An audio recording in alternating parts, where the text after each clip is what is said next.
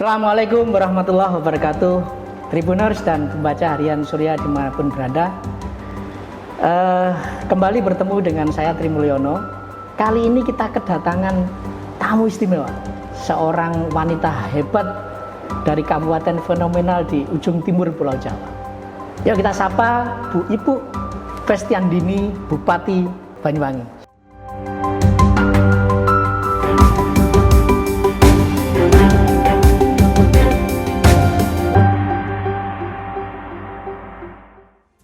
Ipuk Festiandani adalah politisi PDI Perjuangan yang resmi menjabat sebagai Bupati Banyuwangi periode 2021 hingga 2024. Ipuk bersama wakilnya Sugira dilantik oleh Gubernur Jatim Kofifa Indar Parawansa pada Jumat 26 Februari 2021 di Gedung Gerahadi, Surabaya.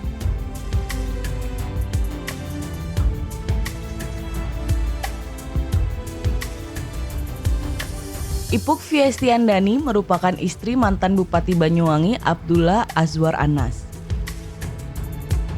Meski bukan lahir di Banyuwangi, Ipuk sudah memberikan sejumlah kontribusi bagi daerah yang berjulukan The Sunrise of Java itu. Yakni pada 2010 hingga 2020 Ketua Yayasan Kesejahteraan dan Pendidikan Tunanetra, Ketua Tim Penggerak PKK Banyuwangi, Ketua Dewan Kerajinan Nasional Daerah Banyuwangi, dan kampanye deradikalisasi dan penguatan kebinekaan.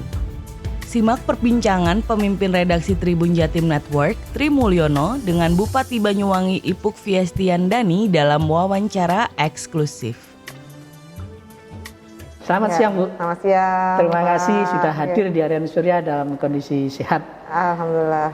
Bu, kita tahu bahwa begitu dilantik, ibu-ibu langsung tancap gas gitu ya, belusuan ke desa-desa, bahkan ngantor di desa dalam program Bunga Desa gitu ya, Bupati ngantor di desa. Kira-kira apa Bu yang sudah diperoleh dari program unggulan Breakthrough Ibu ini? Ya, program Bunga Desa itu kan di mana sebenarnya kami inisiasi adalah dalam rangka kami ingin lebih dekat kepada rakyat. Ya. Jadi intinya kami membeli permasalahan yang ada di rakyat. Nah, untuk masalah-masalah yang kami tuntaskan ketika kami ngantor di Bunga Desa itu kita bagi 3, yaitu ada yang jangka pendek, ada yang jangka menengah, dan ada yang jangka panjang. Nah, kalau jangka pendek seperti contohnya, misalkan masalah pendidikan, masalah anak putus sekolah, ya. Nah, maka di situ kita bantu permasalahannya apa, kenapa kok bisa sampai putus sekolah, gitu ya, dan kita cari solusinya. Ternyata anak putus sekolah ini di desa ini bukan hanya karena masalah uang sekolah, tetapi mungkin tidak bisa beli seragam, tidak bisa beli sepatu dan sebagainya. Maka kita bantu. Begitu juga dengan yang jangka pendek seperti penanganan administrasi kependudukan. Nah, itu juga salah satu yang kita jemput bola, di mana banyak sekali ternyata masyarakat itu antusias ketika saya kantor di desa. Masyarakat antusias untuk mengurus KK-nya, untuk mengurus KTP-nya. Ya, padahal selama ini mereka males-malesan ngurus KTP, ngurus KK. Nah, begitu juga dengan jangka menengah. Ya, jangka menengah itu seperti misalkan hal-hal yang memang sedikit rumit, tetapi bisa kita selesaikan. Contohnya ketika saya turun ke bawah, banyak keluhan di masyarakat tentang sertifikasi tanah. Nah, ini kita bantu. Begitu kalau jangka panjang, memang tidak kami selesaikan di waktu saya ngantor di desa itu, ya, karena itu sudah melalui perencanaan penganggaran dari pemerintah daerah. Maka yang bisa kita selesaikan adalah program-program atau masalah-masalah jangka pendek dan jangka menengah. Intinya dengan program saya ngantor di desa atau Bunga Desa ini, kami ingin lebih dekat kepada rakyat, ingin menyapa rakyat, ingin menyentuh rakyat. Karena selama pandemi COVID ini banyak sekali masyarakat yang memang butuh supporting, butuh dukungan dan butuh kehadiran dari pemimpinnya, seperti itu. Keren sekali ya Tribuners, jadi namanya sudah keren gitu ya, Bunga Desa, dan ternyata program-programnya juga luar biasa. Bu, barangkali bisa ceritakan ada kejadian unik atau menarik Bu selama Ibu di ngantor di desa itu, Bu? Pernah, waktu itu saya kebetulan sedang menengok inseminasi hewan. Oh, gitu. Inseminasi hewan. Nah, kebetulan hewan yang kami lihat adalah sapi. Nah, sapinya ini bagi saya unik ya, lucu. Saya elus-elus, saya kasih makan, ya saya sedikit saja ajak ngobrol gitu ya. Nah, ketika saya pamit pulang, sapinya ini teriak, wuh, gitu. Intinya, sapi itu mengucapkan kata terima kasih, gitu. terima kasih atau kata say goodbye seperti itu. Begitu juga dengan ketika saya melakukan kunjungan, bertemu dengan anak-anak, saya juga melihat pembelajaran tatap muka. Siap. Itu banyak sekali anak-anak yang juga menyampaikan harapannya terhadap kami, harapannya terhadap pemerintah, dan cita-cita mereka ke depannya agar terus mendapatkan dukungan dari pemerintah. Itu yang membuat saya terharu, di mana kehadiran kami di sana juga membuat mereka menjadi semangat untuk meraih cita-citanya mereka. Tentu ini hanya salah satu ya Bu ya, program unggulan Bu Ibu di selama menjabat. Barangkali bisa diceritakan program-program unggulan lain Bu yang jadi prioritas selama Ibu akan menjabat 5 tahun ke depan di Banyuwangi, Bu? Ya, kami punya program besar ya, di mana program kami sebut adalah Banyuwangi Reborn. Banyuwangi Reborn ya, Bu ya. Banyuwangi Reborn itu ada beberapa subtema, di mana yang pertama adalah bagaimana kami ingin fokus pada masalah kesehatan, terutama di masa pandemi COVID-19. Nah, jadi masalah kesehatan ini ketika kami turun di Bunga Desa juga kami melihat ke sekolah-sekolah bagaimana aktivitas kesehatan di sekolah. Nah, kami ingin menyisir masalah kesehatan ini dari segi yang paling kecil, yaitu anak sekolah atau di lingkungan sekolah. Nah, di mana di sekolah-sekolah sudah ada UKS, maka kami akan mengoptimalkan UKS-UKS yang ada di sekolah sebagai basis terkecil di lingkup kesehatan. Lalu juga nanti UKS ini didukung oleh puskesmas, didukung oleh poskesdes dan sebagainya. Lalu yang kedua juga di bidang ekonomi. Ekonomi Bu ya. Ya, kalau di kesehatan tadi kita bicara tentang masalah pandemi COVID. Lalu juga bagaimana kita juga mengawal angka kematian ibu dan anak. Dan juga di bidang kesehatan juga kami ingin meningkatkan IPM kami. Nah, kalau di bidang ekonomi kami ingin menyisir masalah tentang masyarakat yang terdampak pandemi COVID-19, terutama yang di bidang ekonomi. Kami ada program UMKM naik kelas, yang kami sebut adalah usaha rakyat naik kelas.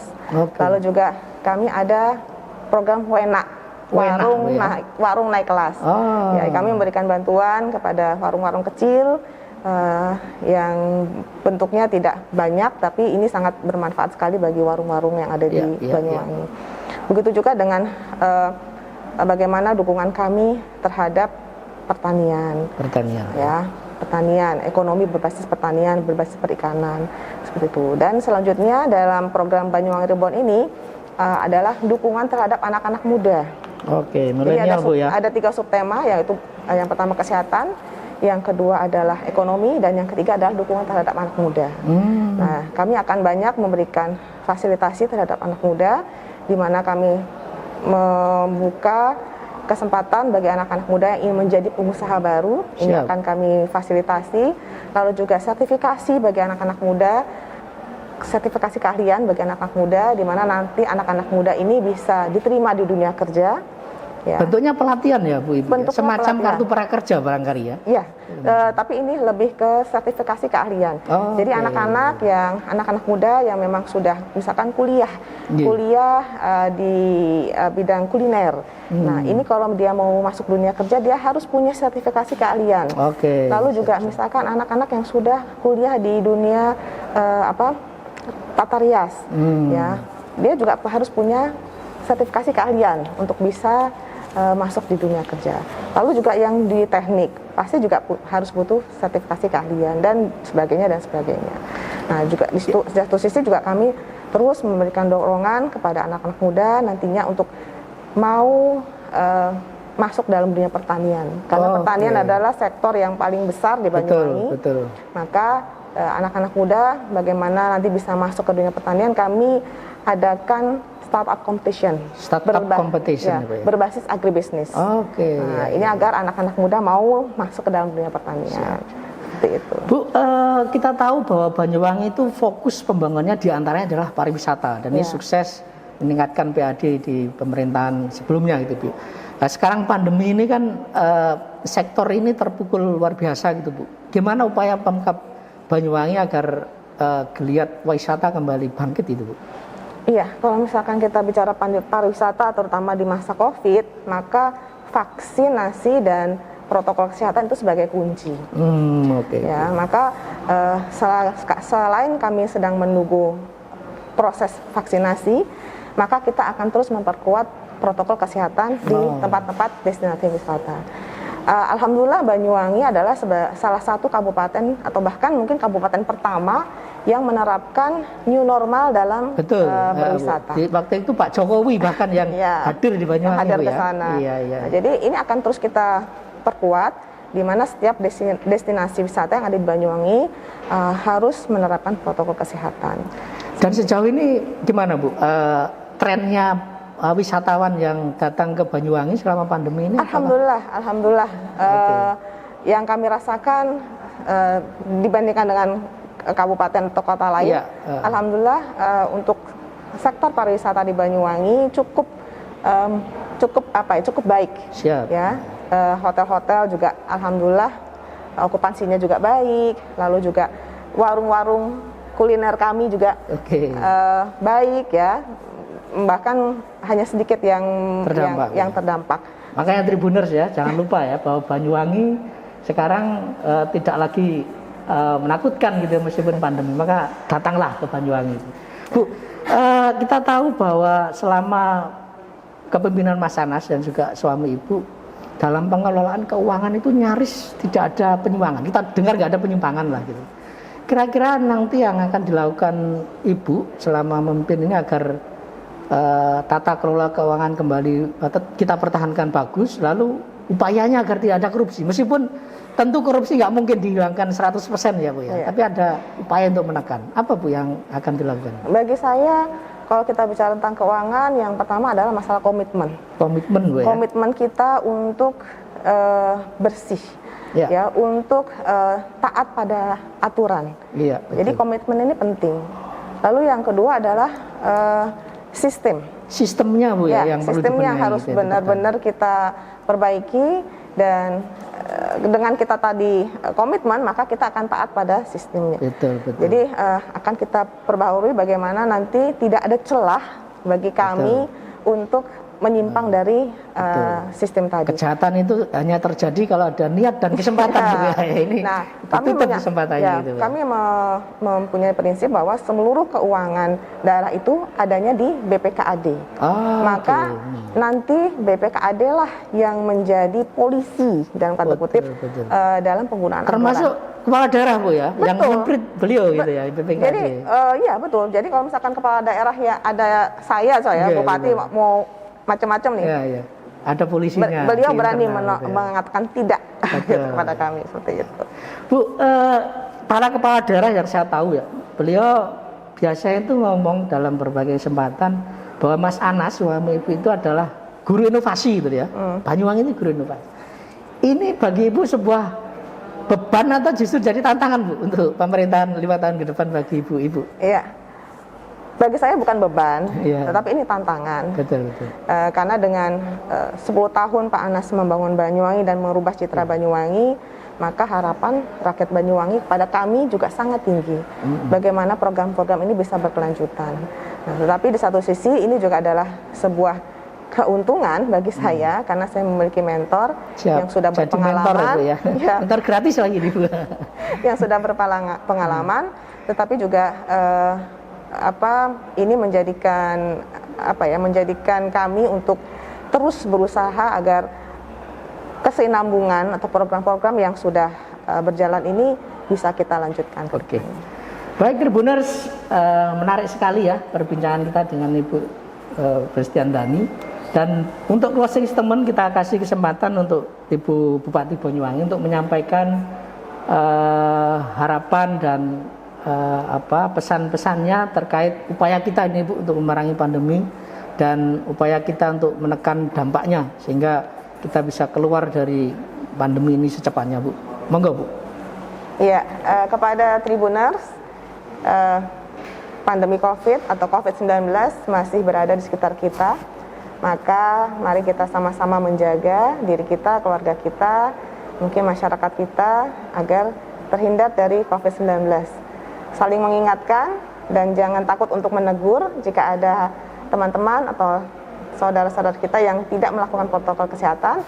Perketat dan jalani protokol kesehatan sesuai dengan fungsinya, dengan aturannya, agar kita semuanya bisa terbebas dari COVID-19. Sekali lagi, mari kita saling menjaga, saling mengingatkan, dan mudah-mudahan Indonesia dan Banyuwangi bisa pulih dari COVID-19. Amin Bu. Demikian Tribuners dan pembaca Harian Surya, perbincangan saya dengan Ibu Bestiandani Bupati Banyuwangi. Sekali lagi pesan Ibu, jangan takut untuk berbuat sesuatu, terutama untuk masyarakat Banyuwangi, dan kami Tribuners dan Surya mempersilahkan para pembaca untuk memberikan masukan yang konstruktif untuk perkembangan Banyuwangi ke depan. Demikian, wassalamualaikum warahmatullahi wabarakatuh.